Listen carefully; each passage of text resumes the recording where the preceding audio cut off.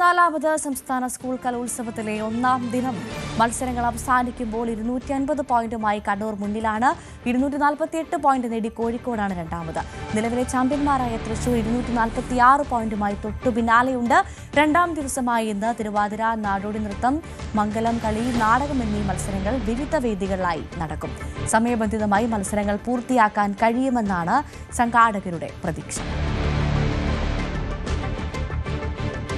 നവമി ദിനേശ് വിവരങ്ങളുമായി ചേരുന്നു കലോത്സവ നഗരിയിൽ നിന്ന്. നവമി, ശക്തന്റെ മണ്ണിൽ കലോത്സവ പൂരം കൊടിയേറിയിരിക്കുകയാണ്. മത്സരം തുടങ്ങിക്കഴിഞ്ഞു. എന്തായാലും കണ്ണൂര് അങ്ങ് മുന്നിൽ നിൽക്കുകയാണല്ലേ? പക്ഷെ ഞങ്ങൾ തൊട്ട് പിന്നാലെ ഞങ്ങൾ കോഴിക്കോടും ഉണ്ട്.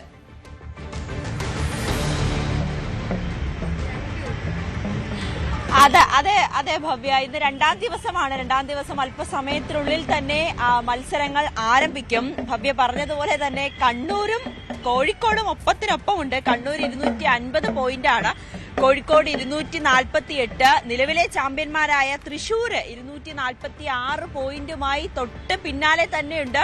3 പേരും ഇഞ്ചോടിഞ്ച് പോരാട്ടമാണ്. എന്തായാലും ഇന്നത്തെ മത്സരം കൂടി കഴിയുമ്പോൾ നമുക്ക് കുറച്ചുകൂടി വ്യക്തമായിട്ട് അറിയാൻ കഴിയും. കുട്ടികളൊക്കെ വലിയ ആവേശത്തിലാണ്. ആവേശങ്ങൾക്കൊന്നും ഒട്ടും കുറവില്ല. ഞാനിപ്പോ നിൽക്കുന്നത് വേദി 3 നീലക്കുറിഞ്ഞിയിലാണ്. ഇവിടെ മംഗലം കളിയുണ്ട്. മംഗലം കളി നമുക്കറിയാം, കാസർഗോഡ് ഭാഗത്തെ മാവിലൻ മലവേട്ടുകൻ സമുദായത്തിന്റെ ഒരു ഗോത്രവർഗ കലയാണ്. കഴിഞ്ഞ വർഷം മുതലാണ് ഇത് കലോത്സവത്തിലും ഒരു മത്സര ഇനമായി അവതരിപ്പിച്ചു തുടങ്ങിയത്. അതേ മംഗലം കളിക്ക് തയ്യാറായിട്ടുള്ള കുറച്ച് കുട്ടികൾ നമ്മളോടൊപ്പം ചേരുന്നുണ്ട്. പത്തനംതിട്ട സ്കൂള് സ്കൂളിന്റെ പേര് മറന്നുപോയോ? ടെൻഷൻ കാരണം മറന്നുപോയി. എന്തായാലും കുട്ടികൾ, നമുക്ക് അവരുടെ ഒരു പെർഫോമൻസ് ആദ്യം കണ്ടിട്ട് അവരിലേക്ക് കൂടുതൽ വിശേഷങ്ങളിലേക്ക് ചോദിക്കാം. അധികം എഫേർട്ട് എടുത്ത് കളിക്കണ്ട, നിങ്ങൾക്ക് എന്തായാലും വേദിയിലേക്ക് കളിക്കാനുള്ളതാണ്. All the best. നമുക്കൊരു ചെറിയ പെർഫോമൻസ് ന്യൂസ് 18 പ്രേക്ഷകർക്ക് വേണ്ടി. ഓക്കെ.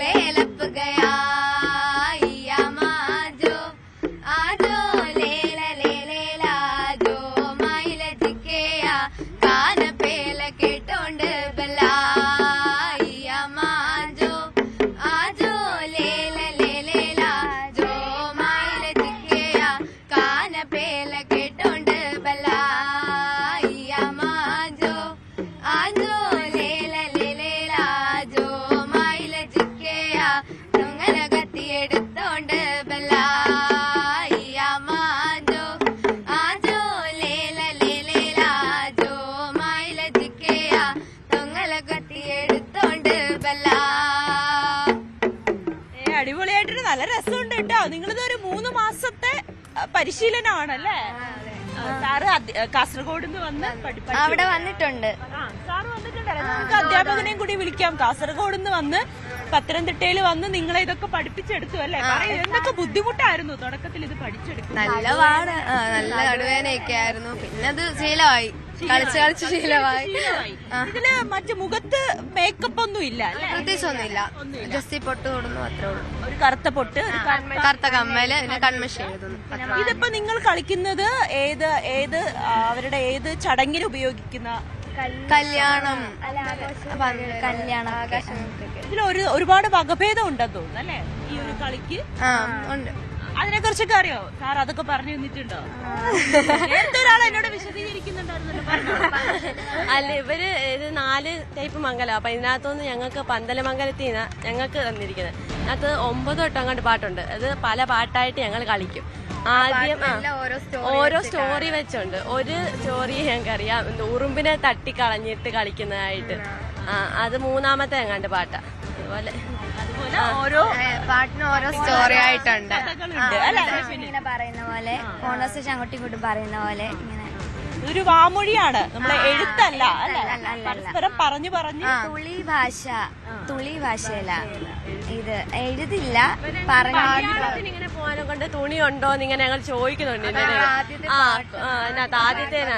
ഫസ്റ്റ് പാടുന്നതോടൊപ്പം തുടിയും കൊട്ടണം അല്ലെ, പാടുന്നവരും തുടി കൊട്ടുന്നുണ്ട് അല്ലെ. പോലും ഇവരിങ്ങനെ കളിക്കും, ഒരു ആഘോഷമാകും. കാസർഗോഡുകാരുടെ ആ ഒരു വിഭാഗത്തിന്റെ ആഘോഷത്തിൽ ഉപയോഗിക്കുന്ന ഒരു നൃത്തരൂപമാണ്. ഇവിടെ തുടിയൊക്കെ കിട്ടാൻ 2 കുട്ടികൾ ഇവിടെ ഉണ്ട്. എവിടെ നിങ്ങളുടെ ഡ്രസ്സ്? എവിടെ ആശാൻ കൊണ്ടുവന്നിട്ടുണ്ടല്ലേ? ആശാൻ ഇവിടെ എത്തിയിട്ടുണ്ട്. നമുക്ക് ആശാനോട് തന്നെ ഇതിന്റെ കൂടുതൽ വിശേഷങ്ങൾ ചോദിക്കാം. ഇതാണ് ആശാൻ അല്ലേ? എന്താ എങ്ങനെയുണ്ട്? നമ്മുടെ കുട്ടികളൊക്കെ നന്നായിട്ട് ഇത് പഠിച്ചെടുത്തു. കുഴപ്പമൊന്നുമില്ല, സന്തോഷം, ആത്മവിശ്വാസത്തിലാണ്. ഇത് കാസർഗോഡത്തെ ഒരു ഒതുങ്ങിത്തീർന്ന ഒരു കലാരൂപമാണ്. അത് പക്ഷേ കലോത്സവത്തിലേക്ക് വരുമ്പോൾ അത് നിങ്ങളെ സംബന്ധിച്ച് വലിയ സന്തോഷം തന്നെയല്ലേ? ഒരിക്കലും ഇല്ലാതായിരിക്കാൻ വേണ്ടിയിട്ടാണല്ലോ ഇവിടെ കൊണ്ടുവരുന്നത്. അതിൽ നല്ല സന്തോഷമുണ്ട്. വേറെ കുട്ടികളുണ്ടോ? അതോ ഇവര് മാത്രമേ ഉള്ളൂ? ഹയർ സെക്കൻഡറി ഉണ്ട് ആലപ്പുഴയില്. അപ്പൊ കാസർഗോഡ് നിന്ന് ആലപ്പുഴയിലും പത്തനംതിട്ടയിലും ഒക്കെ വന്ന് കുട്ടികളെ പഠിപ്പിക്കുകയല്ലേ? നിങ്ങളൊരു ടീമാണ്, എല്ലാരും കാസർഗോഡ്. ശരി, എല്ലാവിധ ആശംസകളും. നമ്മൾ എന്തായാലും കാണാൻ കാത്തിരിക്കുകയാണ്. ഇത് സ്റ്റേജിൽ എങ്ങനെയായിരിക്കും കുട്ടികൾ പെർഫോം ചെയ്യാന്ന് കാത്തിരിക്കുകയാണ്. എന്തായാലും വളരെ മനോഹരമായിട്ടാണ് ഇവർ ഇത് അവതരിപ്പിച്ചത്. ഒരു തൊപ്പി കൂടിയുണ്ട് അല്ലേ? പാളത്തൊപ്പി. അത് ഇപ്പൊ സാറ് കൊണ്ടുവന്നത്. പാളത്തൊപ്പിയൊക്കെ വെച്ച് കുറച്ചുകൂടി കാര്യങ്ങളും കൂടി ചെയ്ത് മിനുക്കുപണികൾക്ക് ശേഷം അവർ വേദിയിലേക്ക് എത്തും. ഭവ്യ, അങ്ങനെ ഒരുപാട് കലാരൂപം. ഇന്നലെ നമ്മൾ പണിയ നൃത്തം കണ്ടു, അതും മനോഹരമായിട്ടുള്ളൊരു നൃത്തമാണ്. ഇങ്ങനെ നമ്മൾ കാണാത്ത അല്ലെങ്കിൽ മൺമറഞ്ഞുകൊണ്ടിരിക്കുന്ന ഒരുപാട് കലാരൂപങ്ങൾ ഇത്തവണ, കഴിഞ്ഞ തവണ മുതലാണ് സംസ്ഥാന സർക്കാർ അതൊരു മത്സര ഇനമായി അവതരിപ്പിച്ചു തുടങ്ങിയത്. അതും വലിയ അഭിനന്ദനാർഹമുള്ള കാര്യം തന്നെയാണ്. ഇനി മറ്റ് മത്സരങ്ങളിലേക്ക് പോയാൽ ഭരതനാട്യം വേദി 1 സൂര്യകാന്തിയിൽ ആരംഭിച്ചു കഴിഞ്ഞു. അവിടെ ഉച്ചയ്ക്ക് ശേഷം തിരുവാതിരയുണ്ട്, നാടോടി നൃത്തം, ഒപ്പന, അതോടൊപ്പം വേദി 4 പവിഴമല്ലിയിൽ മിമിക്രിയുണ്ട്. അത് HS ഗേൾസിന്റെയും ബോയ്സിന്റെയുമാണ്. 2 മണിക്ക് മോഹിനിയാട്ടം HSS വിഭാഗത്തിന്റേതുണ്ട്. വട്ടപ്പാട്ട് സ്കിറ്റുണ്ട്. അതോടൊപ്പം തന്നെ ഈ സാധാരണ കലോത്സവ വേദിയിൽ സദസ്സുകൾ നിറഞ്ഞിരിക്കുന്ന ഒരു ഐറ്റമാണ് നാടകം. അത് ഇന്ന് 9:30 കർണികാരം വേദി 11 ആരംഭിക്കും. അതിലും വലിയ തിരക്കാണ്. നാടകമൊക്കെ കാണുന്നതിന് വേണ്ടി ആളുകൾ തിങ്ങിക്കൂടാറുണ്ട്. ഇന്നലെ രാത്രി ഏറെ വൈകിയും ഒപ്പന കാണാൻ വേണ്ടി തൃശ്ശൂർക്കാര് ഇങ്ങനെ ഒരു മടുപ്പും കൂടാതെ വേദികളിൽ ഇരിക്കുന്നത് നമ്മൾ കണ്ടതാണ്. പുലർച്ചെ 3 മണിയൊക്കെ ആയി പരിപാടികൾ ഓരോ ഇനങ്ങളും അവസാനിച്ചത്. പക്ഷെ അപ്പോഴും കുട്ടികൾ തങ്ങളുടെ ആത്മവിശ്വാസമൊന്നും ചോരാതെ സന്തോഷത്തോടെ ഉത്സാഹത്തോടെ വേദിയിലേക്ക് കയറുന്ന കാഴ്ചകൾ തന്നെയാണ് നമ്മൾ കണ്ടത്. തൃശ്ശൂർക്കാര് ഈ ഒരു തൃശ്ശൂർ പൂരം പോലെ തന്നെ കലോത്സവ പൂരത്തെയും ഏറ്റെടുത്തിരിക്കുകയാണ്. ഇനി 18-ാം തീയതിയാണ് ഈ മത്സരങ്ങൾ അവസാനിക്കുന്നത്. ഒരുപാട് ഇനങ്ങൾ ഇനിയും ബാക്കിയുണ്ട്. നമുക്ക് വഴിയെ ഓരോ കുട്ടികളെയും പരിചയപ്പെടാം. അവർ ഈ ഓരോ കലാരൂപം അവിടെ ഇവിടെ മത്സരത്തിനായി സ്റ്റേജിലേക്ക് കയറുമ്പോൾ അതിന് പിന്നിൽ ഒരുപാട് കഥകളുണ്ട്. അവരിടുന്ന പ്രയത്നം അതൊട്ടും ചെറുതല്ല. ഇപ്പോൾ ഈ കണ്ടതുപോലെ തന്നെ മണിക്കൂറുകൾ ഈ കുനിഞ്ഞു നിന്നാണ് അവർ ആ ഓരോ സ്റ്റെപ്പുകളും പഠിച്ചെടുക്കുന്നത്. അത് നിസ്സാരമല്ല. ഇതൊരു മത്സരം എന്നതിനപ്പുറത്തേക്ക് ഒരു കലാരൂപം അത് നമ്മുടെ ആളുകളിലേക്ക് എത്തിക്കുന്നതിൽ അത് കണ്ട് നമ്മുടെ മനസ്സും കണ്ണും നിറയുന്ന കാഴ്ചകൾ തന്നെയാണ് ഓരോ 25 വേദികളിൽ ചെല്ലുമ്പോഴും നമ്മൾ കാണുന്നത്. അങ്ങനെയാണ് ഇന്നത്തെ പരിപാടികൾ. എന്തായാലും തിരുവാതിര, ഒപ്പന അടക്കമുള്ള പരിപാടികൾ ഇന്നും ഓരോ വേദികളിലായി തുടരുന്നുണ്ട്. സമയം ഇന്നലെ ഒരുപാട് വൈകിയെങ്കിൽ പോലും ഇന്ന് വൈകാതെ തന്നെ എല്ലാം കൃത്യസമയത്ത് കുട്ടികളെ അധികം മടുപ്പിക്കാതെ എത്രയും വേഗം പരിപാടികളെല്ലാം അവസാനിപ്പിക്കാൻ തന്നെയാണ് അധികൃതരും തീരുമാനിച്ചിരിക്കുന്നത്. ചെറിയ നാമേ ദിനേശാണ് വിവരങ്ങൾ നൽകിയത്. കൂടുതൽ വാർത്തകൾക്ക് news 18 Keralam YouTube channel subscribe ചെയ്യുക.